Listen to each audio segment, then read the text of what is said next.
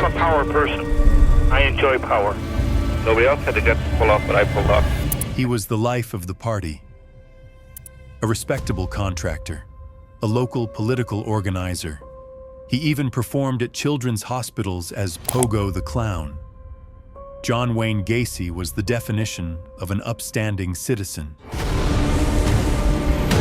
But behind the bright smile, the community work, and the friendly persona lay a secret so dark, so unimaginable, it shattered America's faith in humanity.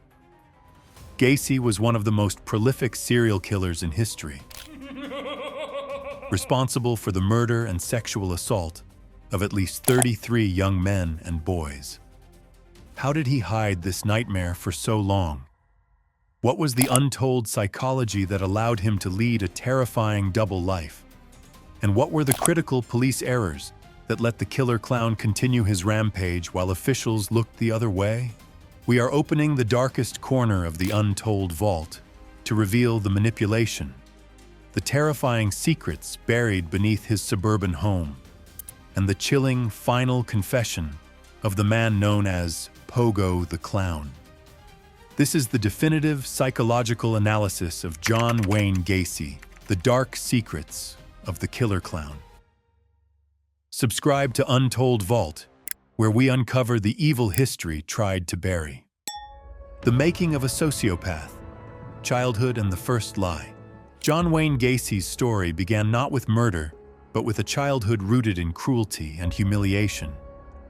Born in 1942, Gacy was raised under the iron fist of his father, John Stanley Gacy Sr., an abusive alcoholic who constantly mocked his son's perceived effeminacy and clumsiness. Gacy suffered severe physical and psychological trauma.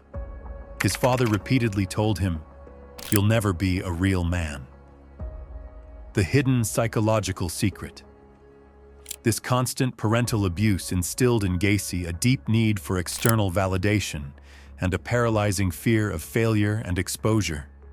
He learned to manage his appearance, to be the good boy on the surface, while rage and self-hatred festered beneath. He mastered the art of compartmentalization, the ability to separate his acceptable public self from his terrifying hidden impulses. Gacy's first serious crime came in the late 1960s in Iowa, where he was convicted of sodomy and imprisoned. The untold truth. This prison time was not reformative, it was formative. It was where he fully understood the power of manipulation and how to cultivate a persona of respectability upon release. He returned to Chicago a free man, ready to build his ultimate defense, the facade of a perfect citizen. The facade of perfection, the double life blueprint. Gacy returned to Chicago and meticulously constructed his double life blueprint. He started a successful construction company, PDC Contracting, where he employed many of his future victims. He became a respected figure in his community. The tools of deception, community service. Gacy was highly active in the local Democratic Party, often seen shaking hands with prominent political figures, including First Lady Rosalind Carter. This connection provided a political shield against scrutiny. The clown persona, as Pogo the Clown, and later Patches, Gacy performed at children's parties and charity events. The clown suit was his perfect disguise, a symbol of harmless joy and trust. It was the ultimate sick contradiction to his private reality. The family man. He maintained a suburban home and had multiple marriages. This domestic setting was the perfect camouflage for the monster lurking beneath. The dark secret of the victims. Gacy primarily targeted young men, often runaways, sex workers, or young employees. These victims were often invisible to the system, ensuring their disappearance would not immediately trigger a serious police investigation. His construction company gave him access to these vulnerable workers and the necessary tools and knowledge to dispose of bodies. The House of Horrors, the crawl space and police negligence. Gacy's house on Summerdale Avenue was not just a home, it was a tomb. When a young man named Robert Piest disappeared in December 1978 after last being seen with Gacy, police finally began to focus their attention on the well-respected contractor. The unfathomable truth.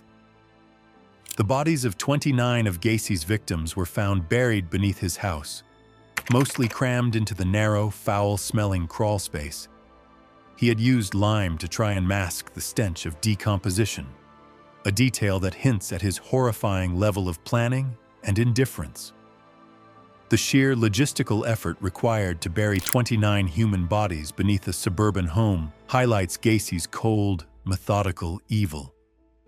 The critical police error. Before Piest's disappearance, police had received numerous complaints about Gacy. They had even searched his property twice due to a search warrant in the Piest case. Despite the overwhelming stench of death that officers themselves noted, they failed to thoroughly investigate the crawl space. The untold error.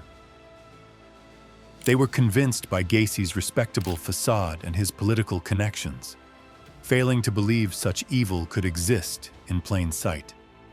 This police negligence allowed Gacy to continue his murders for years. The confession and the manipulation, Gacy's final games. Once cornered, Gacy did not confess out of remorse. He confessed out of narcissistic pride. He wanted the world to know the full extent of his power and his deception. He openly drew maps of his house, marking where the bodies were located, often chuckling during the process. The chilling psychological insight.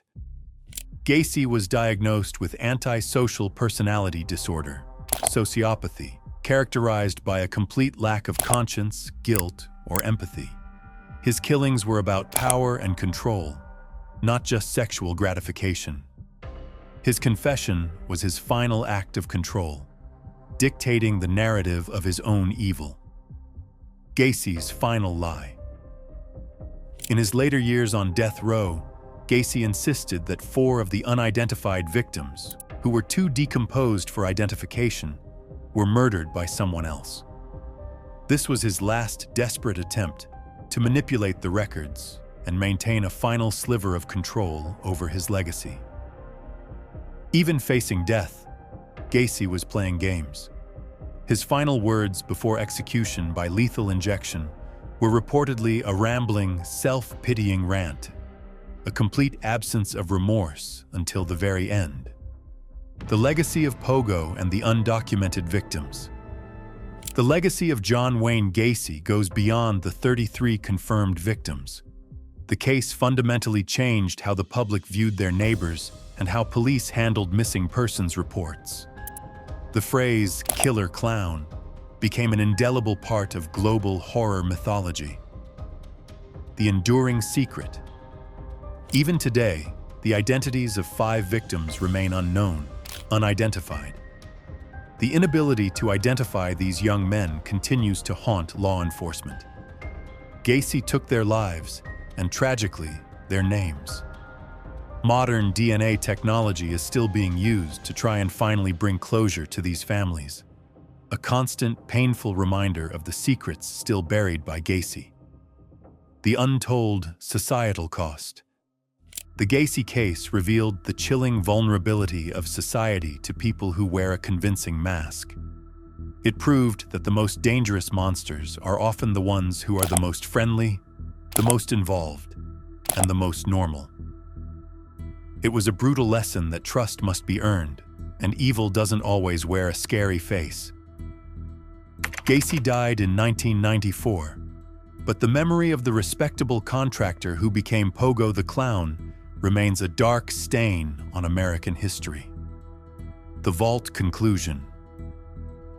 The true horror of John Wayne Gacy is not just the murders, but the chilling realization that for years, America's most brutal killer was hiding in plain sight, protected by a simple smile and a political handshake. In the comments, tell us, what is the most shocking part of Gacy's double life that surprised you the most. Subscribe to Untold Vault, because the shadows of history often hide the cruelest truth.